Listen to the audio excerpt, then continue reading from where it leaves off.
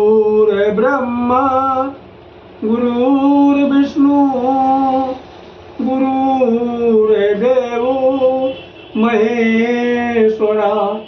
श्री गुरु साक्षात परब्रह्म तस्मै श्री गुरुवे नमः। मित्रों, जय माता दी।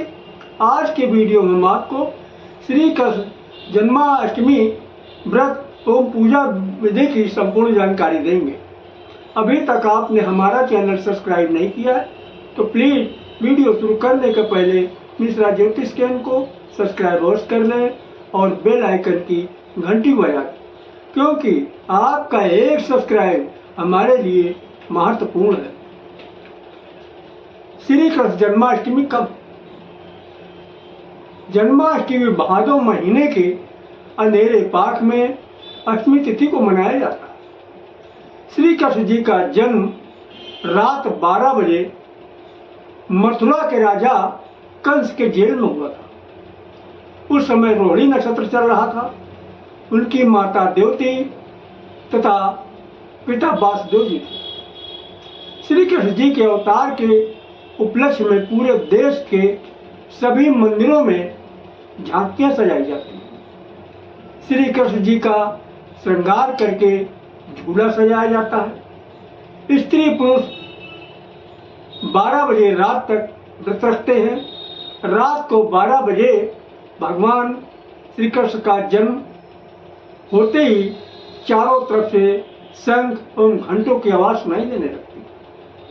श्री कृष्ण जी की आरती उतारी जाती है तथा प्रसाद बांटा जाता है। तत्पश्चात व्रत खोला जाता है। अब जन्माष्टमी व्रत की कथा इस प्रकार है। द्वापर युग में राक्षसों के अत्याचार से परेशान होकर के पृथ्वी ने गाय का रूप धारण करके ब्रह्मा जी के पास में आई और अपने दुखड़े को रोया। ब्रह्मा जी ने तुरंत सभी देवताओं को ले करके और साथ में पृथ्वी माता को भी लेके विष्णु जी के पास में। विष्णु महाराज क्षीर सागर में पड़े हुए थे। वहां पे सबको लेके गए। विष्णु जी ने सबको देखा, साथ में ब्रह्मा जी को भी देखा। पूछा कि भाई आप लोग तो कैसे आना हुआ? तब पृथ्वी माता ने जवाब दिया, भगवान हम पापियों के बोझ से दबे जा रहे हैं, मेरा उद्धार करो। यह सुनकर विष्णु जी ने सभी देवताओं को आश्वासन देते हुए कहा, मैं ब्रज भूमि में देवकी के गर्भ से जन्म लूंगा और समस्त देवतागण ब्रज भूमि में यादव वंश में जाकर के अपना शरीर धारण करो। इतना कहकर भगवान विष्णु अंतर्ध्यान हुआ। इसके बाद सभी देवता ब्रज भूमि में आकर के यदुकुल में नंद जशोदा तथा गोप गोपिकाओं के रूप में जन्म ले लिया। द्वापर के अंत में मथुरा के राजा कंस ने अपने पिता उग्रसेन को राज गद्दी से उतार कर जेल में डाल दिया। कंस की बहन का विवाह वासुदेव के साथ हुआ था। कंस अपनी बहन को विदा कराने जा रहा था। उसी समय रास्ते में आकाशवाणी हुई, हे कंस, जिस बहन को तू इतनी प्रेम से विदा कराने जा रहा है उसी के 8वें पुत्र के द्वारा तू मारा जाएगा। कंस डर गया। तुरंत तलवार लेकर देवकी को मारने को दौड़ा। इस पर वासुदेव ने कंस को समझाया कि तुम्हें देवकी से तो कोई डर है नहीं, उसके 8वें पुत्र से जन्म डर है। रही बात 8वें पुत्र की तो मैं वो तुमको सौंप दूंगा। कंस ने वासुदेव की बात मान लिया और वासुदेव देवकी को जेल में डाल दिया। लेकिन बात यहीं पर समाप्त नहीं हुई। थोड़ी देर बाद में वहां पर नारद मुनि आकर पहुंच गए। उन्होंने कंस को समझाया, भैया तुम कैसे समझोगे कि 8वां पुत्र है?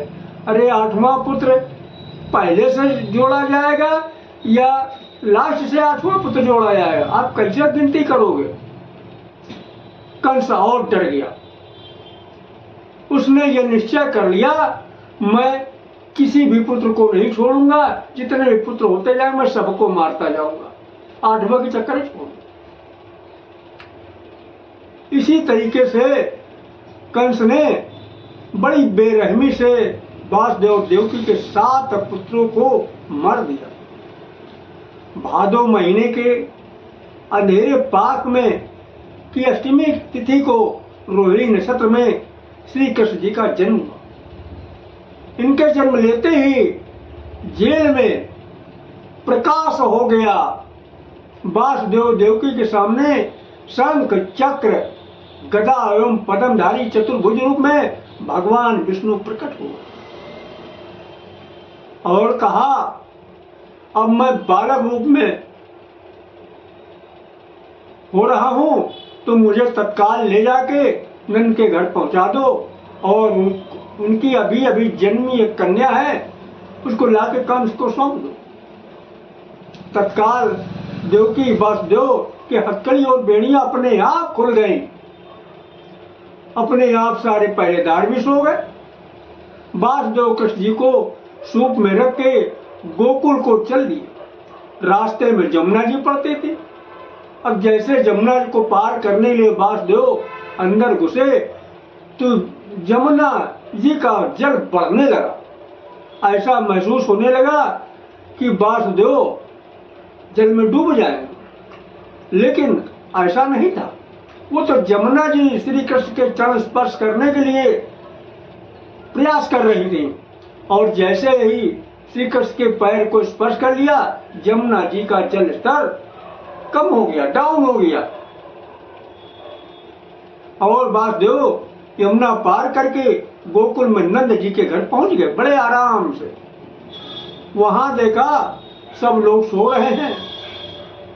कृष्ण जी को देवकी के बगल में लिटा दिया और तत्काल जन्मी हुई उनकी कन्या को उठा करके सूप में रख के लेके चले आए और वासुदेव के वापस जेल आते ही अपने आप जेल के दरवाजे बंद हो।